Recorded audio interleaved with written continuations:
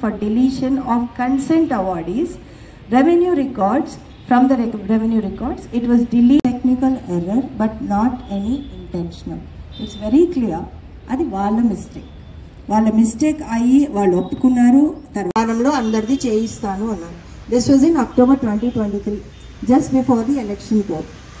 I think తర్వాత election code అది ఉండేసరికి మేము దాన్ని పర్స్యూ చేయలేకపోయాం. బికాస్ మళ్ళీ ఎలక్షన్ కోడ్ ఉంది కాబట్టి మేము వెళ్ళలేదు. తర్వాత కాంగ్రెస్ గవర్నమెంట్ మాకు మాట ఇచ్చారు, మేనిఫెస్టోలో పెట్టారు, ఫార్మసిటీ రద్దు చేస్తాము, భూసేకరణ రద్దు చేస్తాము, మీకు అన్నీ కల్పిస్తాము, అంటే ఆల్ యువర్ ఏమంటారు రైట్స్ మీకు కల్పిస్తామని చెప్పారు.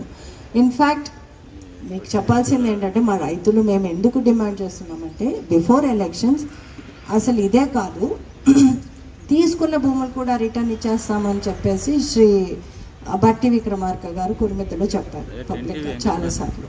ఓకే సరే, అది ఆ విషయం మేము అడగట్లేదు. బికాస్ దానికి డబ్బులు తీసుకున్న వాళ్ళు తీసేసుకున్నారు కాబట్టి మేము ఎప్పుడు కూడా తీసుకున్న భూములు రిటర్న్ ఇవ్వమని మేము అడగలేదు. ఇవందరూ కూడా ఎవరైతే కన్సెంట్ ఇవ్వలేదో, ల్యాండ్ ఇవ్వలేదు, కోర్టులో ఉన్నారు, కొంతమంది వాళ్ళకి తెలుసో తెలియకో కేసులకి రాలేదు. అవర్ డిమాండ్ వాజ్, చాలామంది అమాయకులు కూడా ఉన్నారు మ్యామ్, ఇప్పటికీ కూడా ఉన్నారు, వాళ్ళు కొంతమంది స్మాల్ నెంబర్ ఆఫ్ పీపుల్ వాళ్ళు కేసు వేసుకోలేదు, కన్సెంట్ ఇవ్వలేదు. మేమేం చేసామంటే మీరు ఇచ్చిన మాట ప్రకారము ఎవరైతే కన్సెంట్ ఇవ్వలేదో వాళ్ళ ల్యాండ్స్ మీరు ఇచ్చిపెట్టారు. Before the elections the promise was ఫార్మసిటీని మేము రద్దు చేస్తాము, మీ వ్యవసాయాన్ని కాపాడతాం. మాతోటి కలిసి 4 ఏళ్ళు ఉద్యమం చేశారు మేడం. ఆ చేసిన దాని మీద భరోసాతోటే we did pursue the matters once the new government came. But ఈ మధ్య నుంచి ఎప్పుడైతే సెప్టెంబర్లో మేము మళ్ళీ రెవెన్యూ కేసెస్కి వెళ్ళాము, ఏమంటే మాది ఆన్లైన్ ఇంకా ఎక్కట్లేదు, మాకు ఇవన్నీ రైతు బంధు రావట్లేదని వెళ్ళినప్పుడు అప్పుడు జడ్జి గారు, I think it was justice Lakshman, క్లియర్గా అడిగారు. మేము అడిగింది ఫార్మసిటీ రద్దు అయిపోయింది కదా, సో భూసేకరణ కూడా రద్దు చేయాలి, you please keep your promise.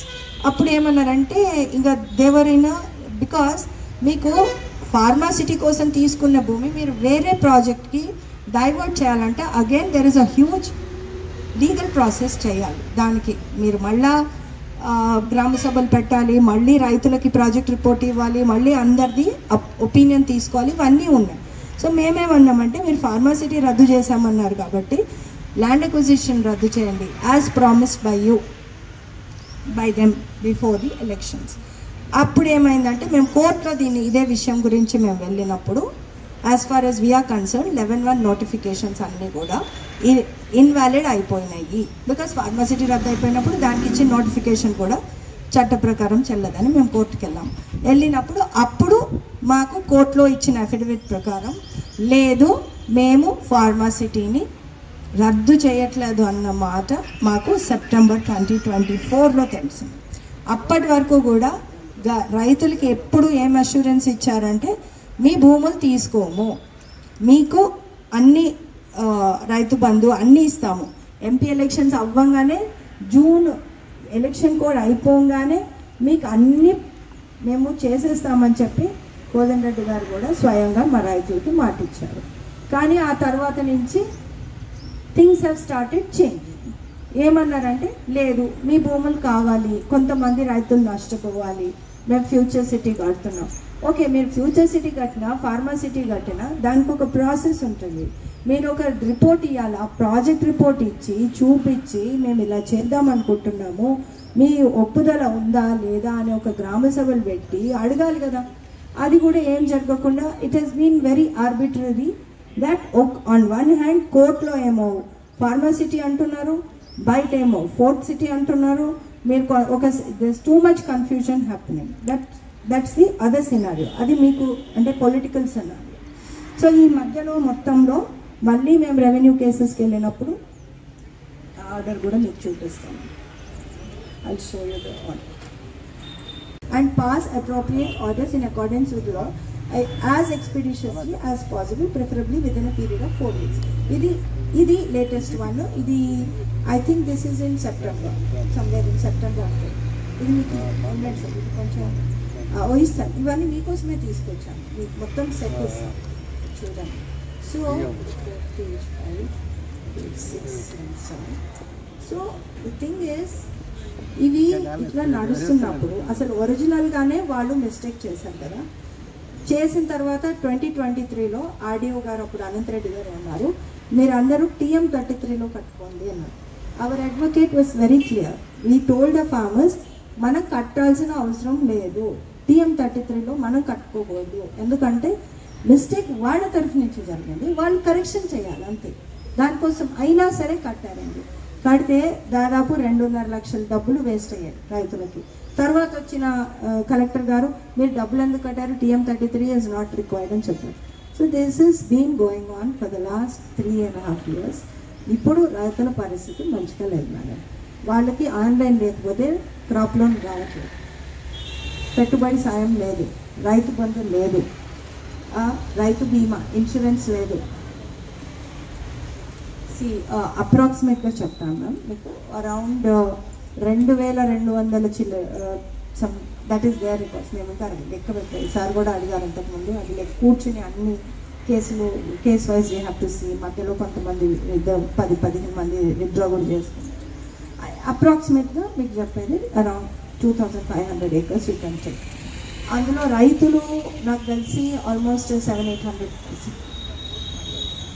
No only కందుకూరులో పట్టా భూములు తీసుకోలేదు మేడం, అందుకని అక్కడ ఏ గొడవ రాలేదు. కందుకూరులో తీసుకున్నది మ్యాక్సిమం అసైన్మెంట్ ల్యాండ్ ఓన్లీ, అక్కడ ఈ విషయం రాలేదు. ప్లస్ అప్పుడు ఆవిడ మేడం ఉన్నారు సబిత గారు, so she took care that farmers issues were not, వాళ్ళకి ఆ ప్రాబ్లం రాకుండా చూసుకున్నారు. ద విలేజ్ గురించి it is found that at the time of incorporation of the name of TSIC Limited for deletion of consent awardees, it was also Kaula Saraswati గారికి నా నమస్కారాలు తెలియజేస్తూ, నేను ఆల్రెడీ ఈ ఇష్యూకి సంబంధించి నాకు ఫీల్డ్ ఆఫీసర్స్, మా గ్రీన్ ఫార్మాలో ఉన్నటువంటి ఇన్స్పెక్టర్ గారు ఏసీపీ ఇబ్రహీంపట్నం, ఇంతకుముందు ఉన్నటువంటి ఇన్స్పెక్టర్ నేను కొత్తగా వచ్చారు. సో వీళ్ళ దగ్గర నుంచి నాకు ఫీల్డ్ లెవెల్లో మీకున్నటువంటి గ్రివెన్స్ ఏంటి, మీకున్నటువంటి యాక్చువల్గా రిప్రజెంటేషన్ ఏంటి, ఇది ఎక్కడి నుంచి స్టార్ట్ అయింది, మీ యొక్క ప్లీ ఏంటి అనే విషయాన్ని ఎప్పటికప్పుడు నాకు తెలియజేస్తూ వచ్చారు. సో ప్రతిసారి ఈ విషయంలో నేను చాలా జాగ్రత్తగా మా ఆఫీసర్స్ నాకు తెలియజేస్తున్నటువంటి విషయాల్ని నేను చాలా క్షుణ్ణంగా, చాలా మైక్రో లెవెల్లో వాటిని వింటూ, దానికి సంబంధించి పోలీస్ యంత్రాంగం సైడ్ నుంచి మనం ఏం చేయాలి అని చెప్పేసి మా CP Sudheer Babu sir, Rachakonda commissioner of police గారి యొక్క ఆదేశాల మేరకు వారితో చర్చించి పోలీస్ సైడ్ నుంచి మేము ఏ రకంగా మీకు సహాయం చేయగలుగుతామో, లేకపోతే మీ యొక్క ఇష్యూని ఏ రకంగా అయితే మేము ఇంకా ముందుకు తీసుకెళ్ళగలుగుతామో, మిమ్మల్ని ఏ రకంగా ఫెసిలిటేట్ చేయగలుగుతామో అనే విషయానికి సంబంధించి ప్రతి ఇష్యూలో మీరు నానక్ నగర్లో తీసినా, మేడిపల్లిలో తీసినా, తాడిపత్రిలో తీసినా, రీసెంట్గా మీరు కోర్టు ఆర్డర్కి వెళ్ళినా, కోర్టు ఆర్డర్ నుంచి మళ్ళీ మాకు డైరెక్షన్స్ తీసుకొచ్చిన, మొన్న కలెక్టరేట్కి ఎడ్లమల్ల దాకా వస్తా అన్న, కలెక్టర్ గారిని కలిసిన, ఏ విషయంలో అయినా సరే కూడా ప్రతి విషయము సిపి గారి వరకు కూడా ప్రతిదీ నాలెడ్జ్లో ఉంది. అందుకనే ఈరోజు ఎంత విన్నప్పటికీ కూడా మా ఆఫీసర్స్ మాటల్లో ఎంత విన్నప్పటికీ కూడా అది హియర్సేనే అవుతుంది, నాకు ఒకరు చెప్పిన మాటల్లాగానే అవుతుంది. కాబట్టి నేను స్వయంగా వస్తే కానీ మీ విషయాలు మీ ద్వారా వింటే బాగుంటుంది అన్న ఉద్దేశంతో, సిపి గారి అనుమతితోటి నేను ఇక్కడికి వచ్చేసి మీతోటి, మీ గ్రివెన్స్ ఆల్రెడీ నాకు తెలుసు ఏంటి ఇవన్నీ, మీరు అన్నీ ఆల్రెడీ చెప్తానే ఉన్నారు మీకున్న ఆన్లైన్ ఎంట్రీస్కి సంబంధించింది. అయినప్పటికీ కూడా ఒకసారి మీతోటి మళ్ళీ ముఖాముఖిగా ఒకసారి మీతో మాట్లాడి, మీ దగ్గర నుంచి ఆ విషయాలన్నీ స్వయంగా తెలుసుకొని, మీ రిప్రజెంటేషన్ని తీసుకొని, నా వంతు కృషిగా, మా వంతు పోలీస్ సైడ్ నుంచి మా వంతు కృషిగా మేము, ఎందుకంటే ఇది రెవెన్యూ రిలేటెడ్ సబ్జెక్ట్ మ్యాటర్ కాబట్టి మేము ఏం చేయగలుగుతామని ఆ ఐడియా కోసం అని చెప్పేసి ఇక్కడికి వచ్చి, ఇప్పుడు మీరందరూ మిమ్మల్ని అందరినీ చూశాను నేను.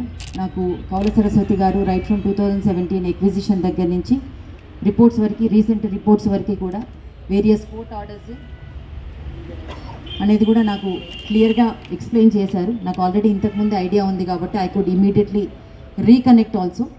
సో మీ యొక్క మేజర్ ఏదైతే గ్రివెన్స్ ఉందో ఇమ్మీడియట్గా ఆన్లైన్ ఎంట్రీస్ చేయాలి. చేయకపోవడం వల్ల మీరు రకరకాల ఇబ్బందుల్ని ఎదుర్కొంటున్నారు. అది రైతు బంధు అయితే ఏంటి, క్రాప్ లోన్ అయితే ఏంటి, కొన్ని అత్యవసర పరిస్థితుల్లో మీరు మీ భూమిని అమ్ముకోలేకపోవడం అయితే ఏంటి, లేకపోతే మార్టిగేజ్ చేసుకోలేకపోవడం అయితే ఏంటి, మేజర్గా అందరూ ఇక్కడ ఆ భూమి మీద వ్యవసాయ కార్యక్రమాల్లో పాల్గొన్నటువంటి వాళ్ళు కాబట్టి, భూమిని నమ్ముకొని ఉన్నటువంటి వాళ్ళు కాబట్టి మీకు ఇది గ్రివెన్స్ ఉందని చెప్పేసి మీ మాటల్లో మీ యొక్క గ్రివెన్స్ని ఆవిడ నాకు ఎక్స్ప్లెయిన్ చేయడం, అది నేను తెలుసుకొని నా వంతు కృషిగా నేను మళ్ళీ దీన్ని కలెక్టర్ గారితో, సిపి సార్ అనుమతితోటి మళ్ళీ కలెక్టర్ గారితో మళ్ళీ ఒకసారి డిస్కషన్ చేసి ఏ రకంగా దీన్ని మనం స్పెసిఫై చేయగలుగుతాము అనే ఒక ఉద్దేశంతో నేను తప్పకుండా నా ప్రయత్నాన్ని నేను చేస్తానని చెప్పేసి నేను మీకు హామీ ఇస్తున్నాను. సో మీరు మీ గ్రీవెన్సెస్ని తెలుపుకోవడానికి శాంతియుతంగా మీరు చేస్తున్నారు, నాకు తెలుసు. అంతే శాంతియుతంగా చేయండి. ఎందుకంటే ఈ గవర్నమెంట్ వచ్చినప్పటికీ మీరు గమనించినట్లయితే కనుక ఇంతకుముందు మనకి ధర్నా చౌక్ దగ్గరికి వెళ్ళి మన యొక్క బాధలు తెలుపుకోవడానికి కూడా అవకాశం లేనటువంటి పరిస్థితుల్లోంచి ఇప్పుడు మనకి గవర్నమెంట్ అన్ని రకాలుగా కూడా ప్రజా వాక్కి చాలా ఇంపార్టెన్స్ ఇస్తుంది. అది మీకు అందరికీ తెలిసిన విషయం, నేను చెప్పాల్సిన అవసరం లేదు. సో ఆ స్వాతంత్రం మీకు ఉన్నది కాబట్టి మీరు ఈరోజు ఇంతమంది వచ్చి నాతోటి మీరు ఓపెన్గా ఎటువంటి ఇన్ఫ్లుయెన్స్ లేకుండా మీరు నాతో మీ యొక్క సమస్యను మీరు నాకు చెప్పగలుగుతున్నారు. సో ఆ గవర్నమెంట్ మీద నమ్మకం ఉంచి మీరు ఉండండి. నేను వచ్చాను దానికే. సో నేను ఏం చేయగలుగుతానో నా వంతు కృషిగా నేను చేస్తాను.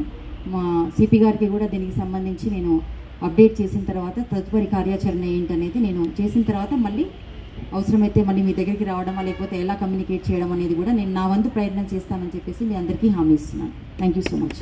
సమస్యను ఎందుకు మామూలుగా మీరు అక్కడ వచ్చినప్పుడు ఒక మాట అన్నారు, పోలీసులందరూ కూడా ఎక్కువ మందిని పెట్టారు అవి అని.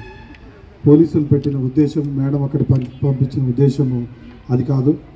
రైతులతో మేడం ఒక్క లాఠీ కనపడకూడదు, ఒక్కరు కూడా గట్టిగా మాట్లాడకూడదు అని విషయాలు క్లియర్గా మాతో చెప్పిన తర్వాతనే మేము అక్కడికి రావడం జరిగింది. నేను సరస్వతి గారికి కూడా ఈ విషయం తెలియజేశా. అయితే దీంట్లో కొన్ని విషయాలు మీరు గుర్తుపెట్టుకోవాలి. రైతుల్లో మధ్యలో ఎవరైనా మిమ్మల్ని రెచ్చగొట్టి ఏదైనా చేయరాని కార్యక్రమాలు, ఇల్లీగల్ పనులు చేసే వాళ్ళకి మనం దూరంగా ఉండాలి. మీరందరూ ఒక మంచి పోరాటం, ఒక దిశలో పోరాడుతున్నారు. అదేవిధంగా కొనసాగాలి తప్ప దీన్ని ఇల్లీగల్ పనులు తీసుకెళ్ళి చేయకూడదనే ఉద్దేశంతో పోలీసులు ఉంచాలి తప్ప వాళ్ళని కంట్రోల్ చేయడానికే కానీ సాధారణమైన రైతుల కోసమో కాదని క్లియర్గా చెప్తున్నా.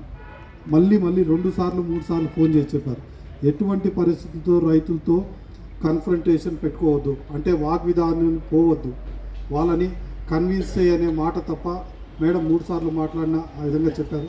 కాబట్టి మేడం గారికి ఈరోజు ఈ విషయం మీద పూర్తి అవగాహన ఇంకా పెరిగింది, ఇంతకుముందు ఉన్న దానికంటే ఇంకా పెరిగింది. దీంతోపాటు మేడం గారు ఇప్పుడు పర్సనల్గా కూడా అందరినీ కూడా ఒకరొకరిని వీలైనంత వరకు మేడం గారు కూడా కలిసి మాట్లాడి తెలుసుకుంటారు, ఒకరొకరితో కూడా అన్నీ నోట్ చేసుకున్నారు. ఆల్రెడీ ఒక విషయం చెప్పాలి, మీకు అందరికీ నోటీసులు ఇచ్చిన తర్వాత అది మా దృష్టికి రాలేదు. మాకు కొద్ది ద్వారా సమాచారం తెలిస్తే మేడం గారు అప్పుడు సిపి గారు ఆఫీస్లో ఉన్నారు.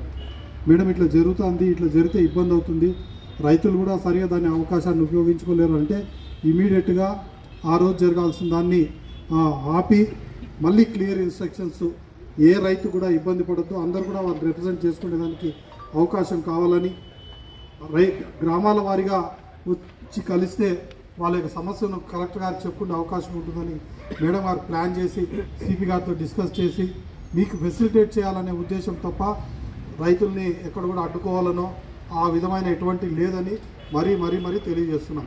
ఈ పోరాటము మీకు మాకు కాదు, మేడం గారు కూడా స్వయంగా రైతే కాబట్టి వాళ్ళు రైతు కుటుంబం నుంచి వచ్చిన వారే. ఇక్కడ వేదిక మీద ఉండే వాళ్ళంతా కూడా మేము రైతు కుటుంబాల నుంచి వచ్చిన వాళ్ళే కాబట్టి మాకు కూడా తెలుసు ఆ బాధ, ఒక భూమిని తీసుకుంటే ఎట్లా ఉంటుందనేది. కాబట్టి మిమ్మల్ని కూడా మేము రిక్వెస్ట్ చేస్తున్నా, తప్పుడు దీన్ని ఎవరైనా చెప్తే వినకండి, ఇవి కొట్లాటతో పోతే పరిష్కారం అయ్యేటివి కావు. మేడం గారు క్లియర్గా చెప్తున్నారు.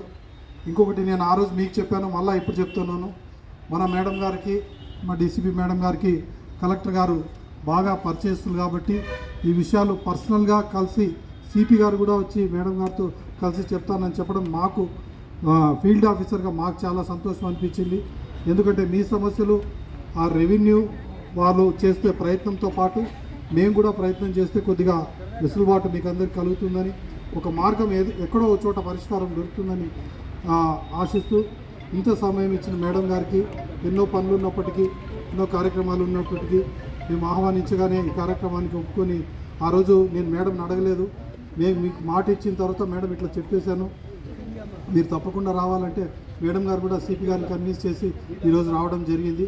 కాబట్టి మేడం గారికి మరొకసారి మీ అందరి తరఫున ఇబ్రహీంపట్నం డివిజనల్ పోలీసు తరఫున మా కృతజ్ఞత తెలియజేస్తూ సెలవు తీసుకుంటున్నాను. మేడం గారు కొద్దిసేపు మళ్ళీ లోపల మాట్లాడతారు, పిలిచినప్పుడు దయచేసి ఎవరు రండి. సంబంధించినటువంటి రైతులది ఇది మీడియా ద్వారా ప్రభుత్వానికి తెలియాలని ఇక్కడ తీసుకుంటున్నటువంటి మీడియా మిత్రులకు ప్రత్యేకంగా ధన్యవాదాలు తెలియజేస్తా ఉన్నాం. ఏదైతే 2016 నుంచి ప్రారంభ సిటీ అనేది ప్రారంభమైంది, అక్కడి నుంచి ఇప్పటివరకు రైతులు ఇచ్చిన వాళ్ళు చాలా మంది ఇచ్చిన వాళ్ళు ఉన్నారు. కానీ ఇయ్యని వాళ్ళు మాత్రం అప్పటి నుంచి ఇప్పటి వరకు మేము ఇయ్యము, మా భూముల మా ఆధారమే అది, ఆ కుటుంబాలు రోడ్డున పడే పరిస్థితి ఉంది, మేము భూములు అని చెప్తున్నా ఈ ప్రభుత్వ అధికారులు మరీ మాటలు చెప్తూ తప్పికించుకున్నటువంటి ప్రభుత్వాలు చేస్తూ ఉన్నాయి. గతంలో ప్రభుత్వం తప్పు చేసింది, గతంలో ప్రభుత్వం బలవంతమైన భూసేకరణ చేస్తుంది. 2013 చట్టం ప్రకారంగా ఈ భూములు తీసుకుంటలేదు. ఏదేమైనా ఈ ఖచ్చితంగా మా ప్రభుత్వం కనుక వస్తే ఖచ్చితంగా ఈ ఫార్మాసిటీ అనేది రద్దు చేస్తామని చెప్పేసి ఇప్పుడు అధికారంలో ఉన్నటువంటి పెద్దలు సీతక్క కావచ్చు, అక్కడ బట్టి విక్రమ ఇప్పుడు డిప్యూటీ సీఎం బట్టి విక్రమ కావచ్చు, ఇక్కడ ఉన్నటువంటి ఎమ్మెల్యే గారు కావచ్చు, అక్కడ ఉన్నటువంటి ఎమ్మెల్సీగా ఇప్పుడు ఉన్నటువంటి ఎమ్మెల్సీగా ఉన్నటువంటి తీర్మానం కావచ్చు, స్వయంగా ఊర్లలోకి వచ్చి కనీసం మీరు అమ్ముకున్న భూములు ఇట్లా తిరిగి ఇస్తామని చెప్పేసి ఒక ప్రకటన ఇవ్వడం జరిగింది. ఇప్పుడు వీడియోలు ఉన్నాయి, అన్ని సాక్ష్యాల దగ్గర మేము అమ్ముల గురించి పక్కన పెడితే ఇక్కడ ఉన్నటువంటి పట్టభూములు అన్నటువంటి రైతుల్ని ఎందుకు మీరు ఇంత ఇబ్బందులకు గురి చేస్తున్నారు? ఎందుకు బలవంతమైన న్యాయమైన కోరికలు అడుగుతున్నారు? ఏమని అడుగుతున్నారు? మాకు ఆన్లైన్లో ఎక్కించినటువంటి భూములు మా ఆన్లైన్ ఎక్కియండి, మాకు రైతు భరోసా ప్రభుత్వం ఇస్తున్నటువంటి అవకాశాన్ని కల్పించండి, కనీసం ఒక రైతు బీమా అరువు కాకుండా పోతాం, ఇంత దీనమైన స్థితికి తీసుకుపోతున్నారని చెప్పేసి ప్రభుత్వం ఇంతకుముందు చెప్పినటువంటి గొప్పలు ఎక్కడ పోయినాయండి? కోదండరెడ్డి ఎక్కడ పోయాడు? ఏ పాదయాత్ర చేసినా కోదండరెడ్డి ఫార్మాకు పెద్ద దిక్కు అని చెప్పేసి ముందుగా ఉండి పాల్గొనే వారు. కోదండరెడ్డి ఎక్కడ? కోదండరెడ్డి రైతులకందరికీ ప్రతి ఒక్క గ్రామం తిరిగి రైతులందరికీ సమాధానం చెప్పాల్సిన అవసరం కోదండరెడ్డి పైన ఉంది. ఇప్పుడు ఆయన గవర్నమెంట్ పదవి ఇచ్చింది, ఏమిచ్చింది? ధరణి అని చెప్పేసి భూములకు సంబంధించినటువంటి పెద్ద ఇచ్చింది, రైతు కమిటీ అని ఇచ్చింది. ఇవన్నీ తీసుకుపోయి ప్రభుత్వం దగ్గర రిపోర్ట్ పెట్టాలి, సీఎం ముఖ్యమంత్రి గారి దగ్గర పెట్టాలి, లేకపోతే మాకు టైం ఇవ్వాలండి. మేము అంతే కోరుతా ఉన్నాం. ఎందుకంటే ఈ నియోజకవర్గంలో అన్ని పార్టీలకు అతీతంగా ఈ రైతులంతా ఏకటై 40,000 మెజార్టీ ఇచ్చారు ఇక్కడ ఎమ్మెల్యే గారికి. ఎందుకు ఇచ్చారు? మా బతుకులు బాగుపడతాయి, ఫార్మర్ రద్దు అవుతాయి అని చెప్పేసి ఇంతగానం చేసి మీకు ఇంతగానం సహకరిస్తాం మీ ప్రభుత్వానికి. మీరు చేసింది ఏంటండి? ఇప్పుడు ఏమంటారు, కలెక్టర్ గారు ఏమో రైతు బంధు ఇవ్వాలంటారు, ఇక్కడ ఆర్డీఓ గారు నిన్న మొన్న రోజు పోయి అడిగినా మీకు ఇచ్చే ప్రసక్తే లేదు.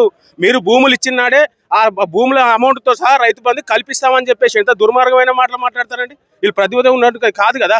ఏదన్నా ఇప్పటికైనా మేము చెప్తా ఉన్నాం, ఇప్పటికైనా ఇప్పుడు డీసీపీ గారు కావచ్చు, ఏసీపీ గారు అందరూ మాకు మీటింగ్లో అటెండ్ అయినారు. ఏదైనా వస్తే మీ టైంలోపు మా రైతులు మీరే చెప్పారు, రైతులు ఎలాంటి ఆవేశాలకి లోన్ కావద్దని చెప్పారు. సంతోషం, మేము మీ స్వీకరణను స్వీకరిస్తూ ఉన్నాం. మేము చట్టానికి వ్యతిరేకం కాదు. మీరు 4th సీట్ పెడతారా పెట్టండి, మేము 4th సీట్కి డెవలప్మెంట్ వ్యతిరేకం కాదు. ఇంకో మాట, ఇప్పుడు ఏదైతే రైతులకు మీరు మాట ఇస్తారో ఆ మాటలోపు మాకు ఆన్లైన్ కుటుంబాలతో సహా మేము కలెక్టర్ ఆఫీస్ గారి గుడిసెలేసి అక్కడనే వంట వార్పు చేస్తామని చెప్పేసి సభ ద్వారా మీకు తెలియజేస్తూ నాకు ఇచ్చినటువంటి ఈ అవకాశం.